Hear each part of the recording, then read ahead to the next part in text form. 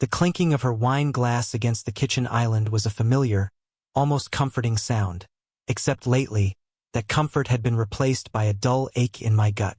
Ollie had always loved the ritual of our Friday night wind-downs. We'd order takeout, uncork a bottle of something nice, and unwind from the week. Tonight, though, felt different. She was animated, laughing a little too freely at some anecdote about work, her eyes sparkling with a mirth that seemed almost foreign to our usual Friday routine. "Oh, stop it, Oliver," she giggled, her hand briefly covering her mouth, a gesture I hadn't seen in months. "He's such a goofball." Oliver. That was the name that always seemed to slip into our conversations lately. Oliver from work. Her work friend. I remember when Oliver first entered the picture. Ali's stories about him were innocuous, almost dismissive. He was the quirky newbie, the butt of office jokes. Then, gradually, the stories shifted. They were peppered with inside jokes, shared commutes, late-night project collaborations. The late nights were the most painful, honestly. The nights when she'd come home hours after her shift ended, claiming traffic or a sudden deadline. I wanted to believe her. I really did, but a small, insidious voice kept whispering in the back of my mind. I tried to shake it off, to chalk it up to work stress, to the fact that our lives had fallen into a predictable, almost mundane rhythm. We'd been married for 7 years, and maybe I thought this was just a natural part of the ebb and flow of any long-term relationship. I told myself over and over that I was just being insecure, that she loved me, that we were good, that we were okay. But tonight, her laughter, that bright, unfamiliar sparkle in her eyes, felt like a slap. As I sat across from her, feigning interest in her story about Oliver, a sense of cold resolve began to grow inside me. It wasn't anger, not yet. It was a quiet, determined hunger for the truth. The next morning, Ollie left early for her Pilates class, a routine she had also recently developed. I waited until the coast was clear, then carefully retrieved her phone from the charger in our bedroom. I didn't want to do this. Really, it felt like a violation, a betrayal of the trust we had always shared. But the feeling in my gut was stronger than my ethics. I scrolled through her messages, my heart pounding with each swipe. There were texts with Oliver, mundane, work-related exchanges, the kind you'd expect. Then came the casual emojis, the heart eyes, the pet names. My stomach dropped with the realization that my gut feeling wasn't just insecurity after all. It was intuition. The messages continued, late-night work meetups, accidental hand brushes, a promise of a secret lunch next week. I felt myself beginning to tremble. My entire world had shifted, and the ground felt like it would give way beneath me. But the text messages weren't what I was looking for. I didn't want digital breadcrumbs. I needed something concrete, something undeniable. I navigated to her voicemail. There was only one. A missed call from Oliver that had rolled over to voicemail a few nights ago. I pressed play. "Hey Ollie, it's me. I just wanted to say, that thing you said at the bar tonight about how you and your husband, I can't even repeat it, you are seriously hilarious. I'm still laughing about it. Anyway, just wanted to say goodnight. Can't wait to see you tomorrow." The message ended abruptly with a little chuckle that, in retrospect, was sinister. I felt numb. The laughter, the inside joke, the casual dismissal of my entire existence. The casual cruelty of it all felt like a physical blow. This wasn't just a flirtation, a harmless dalliance. This was a betrayal, a calculated act of disrespect. My vision blurred with a surge of cold, white rage. I wanted to scream, to break things, to make them hurt the way I was hurting. But I didn't. Instead, I took a deep breath, closed her phone, and placed it back on the charger.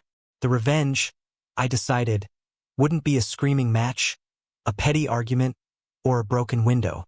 It would be deliberate, meticulously crafted, and deeply satisfying. First, I called in sick to work. I needed time to process, time to plan. I spent the day doing all the things I had put off for too long. I did the yard work that had been neglected.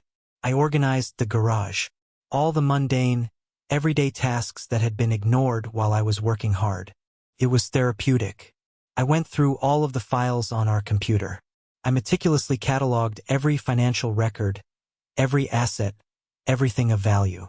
I contacted a lawyer, a close friend who specialized in divorce cases, and explained the situation to him, detailing everything I found on her phone, including the damning voicemail. And I made it clear that I wanted to do everything to protect myself in the coming months. He walked me through the options. The next day, Ali breezed through the door, her face flushed from her Pilates class, a cheerful smile plastered on her face. "Hey, honey, you okay? You sounded sick on the phone yesterday," she asked, kissing me lightly on the cheek. I met her gaze with a calm, steady stare. "Actually, I feel great," I said, my voice even. "I finally understand what you meant yesterday. I get the joke now, the one with Oliver."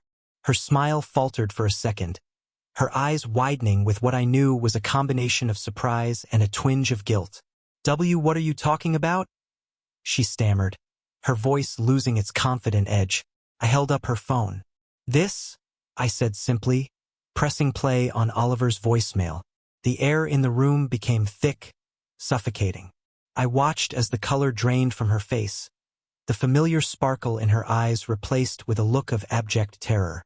Her hand flew to her mouth as if trying to physically erase her own words. I can explain," she whispered, her voice barely audible. "There's nothing to explain, Ali," I said, my voice devoid of emotion. "I know everything." The next few hours were a blur. I watched her crumble, watched the confident facade she had carefully constructed over the past few months fall apart piece by piece. I presented her with the carefully organized financial records. I told her about the lawyer. I calmly laid out my plans for the divorce. The reality of her actions crashed down on her like a tidal wave. She begged. She cried. She promised to change. But it was too late. The trust had been irrevocably broken. That same day, I decided to pay Oliver a visit. I got to their office building before he even got to the front door. I sat in my car until he arrived, and when he did, I got out and walked straight toward him. He looked surprised to see me. "Hey, you must be," he said, squinting at my face, trying to put a name with it. "Ali's husband, right?" he asked, his voice laced with a nervous laugh. "That's right," I said, my voice low and threatening. I took another step closer. "You thought that was pretty funny, didn't you? The joke she told you. About me, about our marriage." His eyes darted around, as if looking for an escape. "Look, man, he started, his voice cracking. I stepped right into his face. I could have hit him. I felt like I could have killed him. But I just stared at him, my eyes burning into his. "You have no idea," I said. "No idea the amount of hurt and pain you've caused. I just wanted you to know that." Then I turned and walked away, leaving him standing there alone. The divorce was swift and efficient. My lawyer was ruthless, ensuring that she would not get away with her betrayal. She moved out of the house, her possessions carefully packed, her life uprooted. I didn't ask where she was going. I didn't want to know. I had taken my life back, and in doing so, had found a power I didn't know I possessed. The initial rage had subsided, replaced by a profound sense of relief. I had confronted my demons, and I had emerged, bruised, but unbroken. I was free. The weeks turned into months. I sold our house, the house where our lives had once intertwined and where my marriage had died, and moved to a new place, a fresh start. I spent time with my friends. I traveled. I took up old hobbies I had abandoned years ago. I slowly began to rebuild my life, brick by brick. One evening, several months after the divorce, I was at a local bar, having drinks with a few friends, when I noticed a figure sitting alone in the corner booth. It was Oliver. He looked gaunt, his eyes sunken, his once confident demeanor completely gone. He was staring into the middle distance with a look of despair and regret. The woman he thought he had a future with had discarded him like trash. It was only then that I realized the true depth of her betrayal. She didn't only hurt me. She had used him, abused his trust, manipulated him the same way she had manipulated me. I felt a strange mix of pity and satisfaction wash over me. It was an acknowledgement that, in a way, justice had been served. There was a certain poetic justice to seeing him alone, knowing that the woman we had both pursued had left us both in the end. She had destroyed 2 lives, and now he was beginning to feel it. And for me, I had come through it all scarred, but ultimately free. I finished my drink and turned back to my friends, finally able to smile. A genuine smile.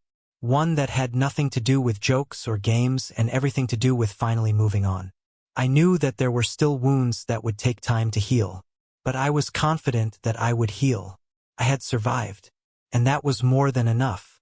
So guys, if you all liked today's story, please like the video and subscribe to our channel. And don't forget to press the bell icon. Thank you for watching.